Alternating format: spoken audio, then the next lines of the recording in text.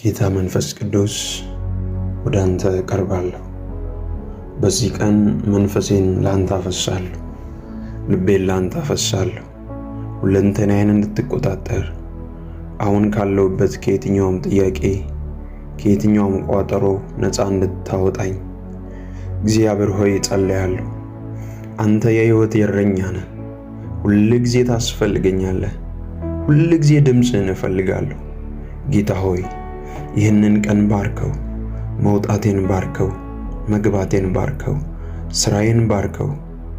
በምገባው በምወጣው ያንተ ጥበቃ ስለማይለየኝ አመሰግንሃለሁ። ጌታ ሆይ መዝሙረኛው ዳዊት እኔን ለማዳን ፍጠን እንዳለ እግዚአብሔር ሆይ የተወሰደብኝን ምርኮ ለማዳን ፍጠን። አሁን ካለሁበት ጥያቄ እኔን ለማዳን ፍጠን። አሁን ካለሁበት በሽታ እኔን ለማዳን ፍጠን።